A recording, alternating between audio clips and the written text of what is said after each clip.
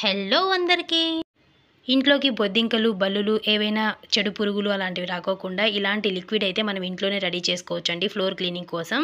అలాగే ఈ వైట్ది వచ్చేసి ఫినాయిల్ టైప్ అండి. ఫ్లోర్ క్లీనింగ్ కోసం చాలా నీట్గా క్లీన్ అవుతాయి. దీని వీడియో అయితే నా ఛానల్లో ఉంది చూడండి. ఈ బ్లాక్ది వచ్చేసి ఫ్లోర్ క్లీనింగ్ కోసం, అలాగే చెడు పురుగులు ఏవి రాకోకుండా ఇంట్లోకి చాలా మంచిగా ఉపయోగపడుతుంది. చాలా ఈజీగా ప్రిపేర్ చేసుకోవచ్చు. ఫస్ట్ అయితే ఒక పనికిరాని గిన్నె కానీ సెరవ కానీ ఏదైనా ఒకటి తీసుకోండి. అందులోకి వాటర్ తీసుకున్నానండి నేను. ఈ వాటర్ని అయితే బాగా మరిగించుకోవాలండి. ఈ సెరవలో అయితే నేనేం వేయలేదు, వైట్గా ఉండేదైతే వైట్ సిమెంట్ అండి. ఇంతకుముందు తెలియక వైట్ సిమెంట్ పూస్తే అది రాలేదు, అందుకనేసి అప్పటి నుంచి ఇలా లిక్విడ్ రెడీ చేసుకోవడానికి మాత్రమే యూస్ చేస్తాను దీన్ని.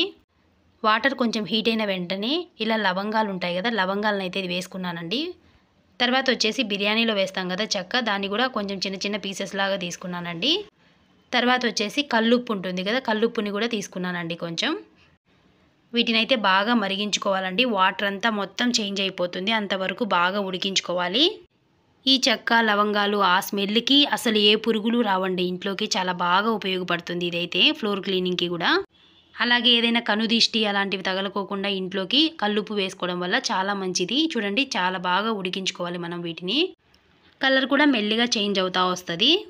ఇలా మొత్తం కనీసం అంటే ఒక 20 మినిట్స్ అలా అన్న ఉడికించుకోవాలి. మొత్తం ఉడికిన తర్వాత ఆఫ్ చేసే ముందు ఇలా మూత పెట్టేసి ఆఫ్ చేస్తున్నానండి. ఇలా మూత పెట్టడం వల్ల దాంట్లో నుంచి ఆవిరిలాగా దాంట్లో ఉన్న పవర్ అంతా పోకోకుండా అలాగే వాటర్లోనే ఉండిపోతుంది. వాటర్ అంతా కొంచెం చల్లారిపోయి కొంచెం గోరువెచ్చగా ఉన్నాయండి, అప్పుడు ఇవైతే వేసుకోవాలి. ఇది వచ్చేసి జవాదు అంటారండి, ఏ పూజా సామాగ్రిలో అయినా దొరుకుతుంది. ఈ జవాదుని కొంచెం యాడ్ చేస్తున్న వాటర్లోకి. మంచి స్మెల్ అయితే వస్తుందండి. చాలా పర్ఫ్యూమ్ కూడా అవసరం లేదు, రూమ్ స్ప్రేలు అవన్నీ అవసరం లేదు, చాలా మంచి స్మెల్ అయితే వస్తుంది.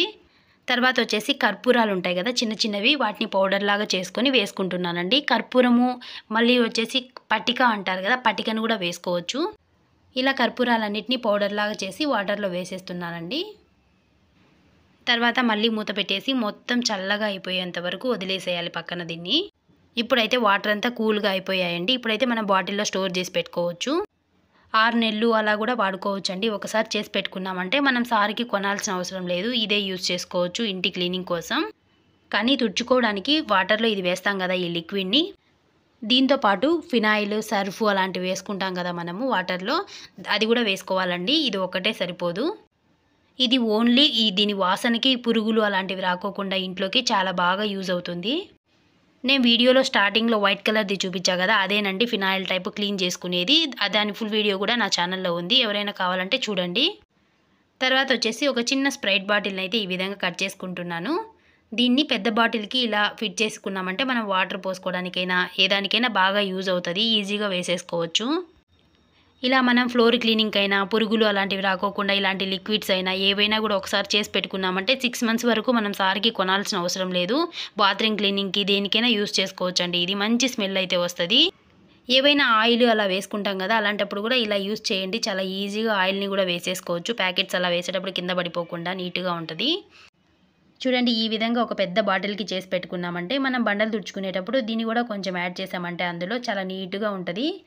బల్లులైనా బొద్దింకలైనా ఏవైనా కూడా ఇలా పురుగులు అలాంటివి ఇంట్లోకి రాకోకుండా చాలా మంచిగా రిజల్ట్ ఉంటుందండి. ఇది వచ్చేసి ఫ్లోర్ క్లీనింగ్ కోసం అండి. ఫ్లోర్ అయితే చాలా నీట్గా క్లీన్ అవుతుంది ఈ వైట్ లిక్విడ్తో. ఈ వైట్ లిక్విడ్ మనం కావాలంటే బ్లాక్ లిక్విడ్ 2 మిక్స్ చేసుకొని క్లీన్ చేసుకోవచ్చు. వీడియో కూడా ఎవరికైనా నచ్చింది యూజ్ అయింది అనుకుంటే తప్పకుండా సబ్స్క్రైబ్ చేయండి. Thank you, bye.